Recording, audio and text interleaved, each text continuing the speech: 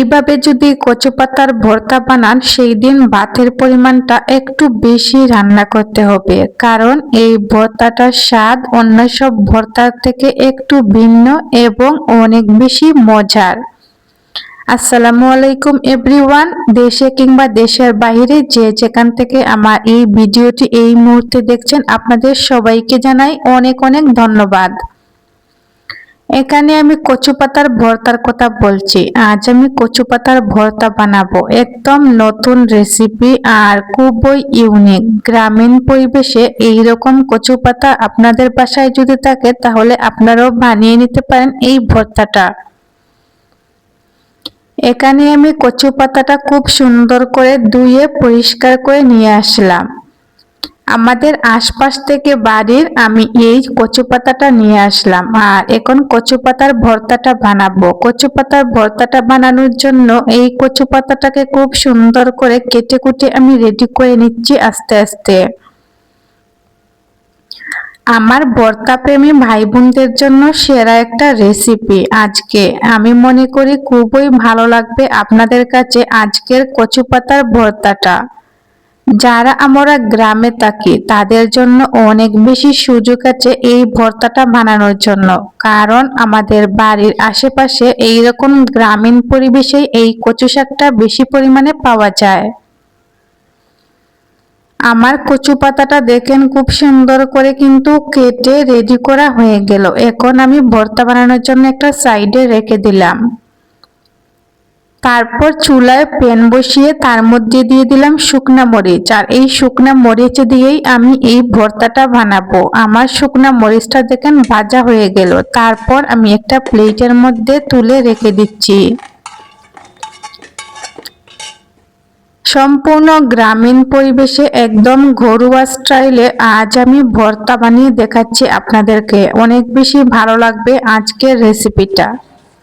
যারা আমার চ্যানেলে নতুন তারা অবশ্যই আমার চ্যানেলটা সাবস্ক্রাইব করে আমার পাশে থাকবেন, যাতে আমি নিত্য নতুন ভিডিও ছাড়ার সাথে সাথে আপনাদের কাছে নোটিফিকেশন যায়, এবং সেই নোটিফিকেশন ধরে আপনারা আমার চ্যানেলে যত ভিডিও আছে সবগুলো ভিডিও ভিজিট করতে পারেন। কচু পাতাটা সেদ্ধ হচ্ছে একদিকে, অন্যদিকে চলে আসছি আমি এখানে পেঁয়াজটা কুচি কুচি করে কেটে নেওয়ার জন্য। ভর্তা তো সবাই আমি কম বেশি পছন্দ করো, কিন্তু এই ভর্তাটা যদি একবার খাবে সেও কিন্তু এই ভর্তাটা প্রেমে পড়ে যাবে। এত বেশি মজার, এর স্বাদ ঘ্রাণ কালার অনেক বেশি লোভনীয়। তাই তো আমার ভর্তা প্রেমী ভাই বোনদেরকে বলবো একবার হলেও আমার এই রেসিপিটা ফলো করে একবার এই ভর্তাটা বানিয়ে খাবেন।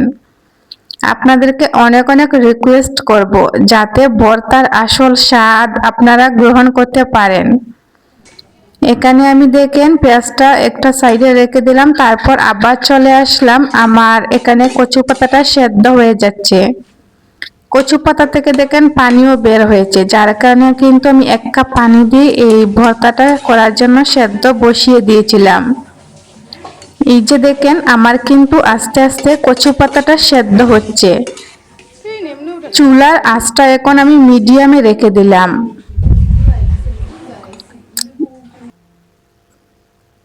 আর পেঁয়াজটাও আমার এখানে দেখেন পেঁয়াজ থেকে কিন্তু পানি বের করতে হবে। পানি না বের করলে কিন্তু কাঁচা পেঁয়াজ দিয়ে যেহেতু ভর্তাটা বানাবেন, সেই কারণে কিন্তু আপনাদেরকে পানি বের করে এই ভর্তাটা বানাতে হবে। পানি থাকলে খেতে ভালো লাগবে না।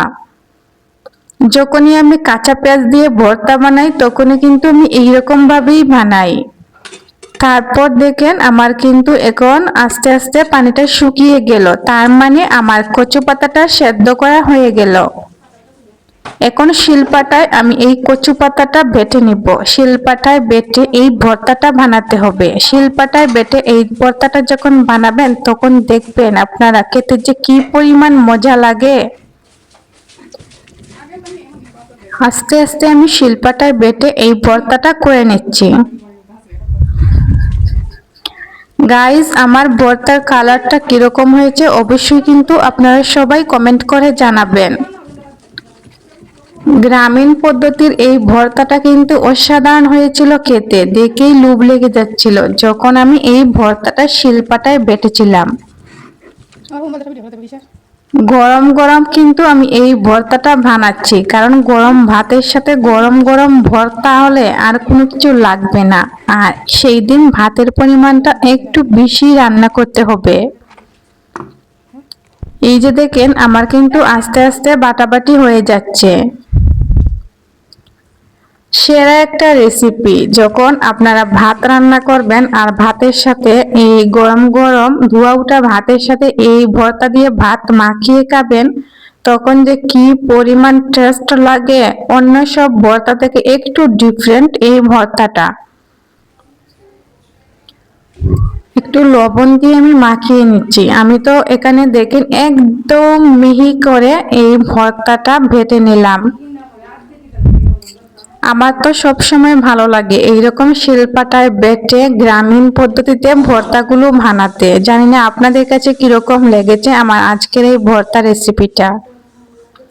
যদি আপনাদের কাছে ভালো লেগে থাকে আমার ভর্তার এই রেসিপিটা, অবশ্যই কিন্তু আপনারা সবাই কমেন্ট করে জানাতে ভুলবেন না। তারপর দেখেন ফাইনালি কিন্তু আমার ভর্তাটা রেডি করা হয়ে গেল। কিরকম হয়েছে দেখেন তো। নিশ্চয়ই আপনাদের জিভে জল চলে আসছে যখন আমি হাতে মাখাচ্ছিলাম এই ভর্তাটা। আমি তো খাবার জন্য পুরো রেডি হয়ে গেলাম, এখন আমি খেতে বসে পড়বো। একটু দেখেন খুব সুন্দর করে এখন পরিবেশন করব আপনাদের সামনে। একটা প্লেট নিয়ে আসলাম, প্লেটের মধ্যে এখন দেখেন এই কচু পাতার ভর্তাটা রেখে দিলাম।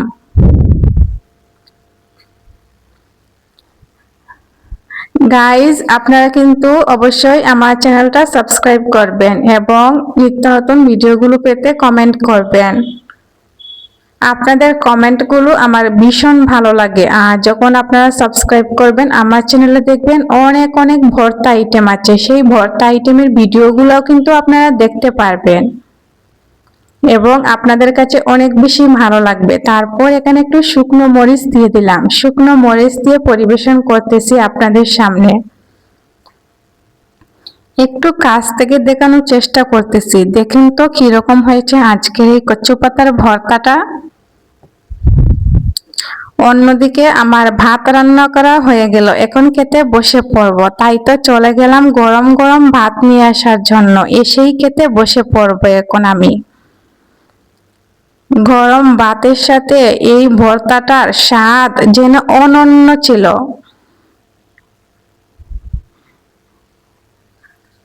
এই তো আমি এখন খেয়ে নিতেছি। আপনারা সবাই ভালো থাকবেন, সুস্থ থাকবেন। দেখা হবে নেক্সট কোনো ভিডিওতে অন্য কোনো ভর্তা রেসিপি নিয়ে।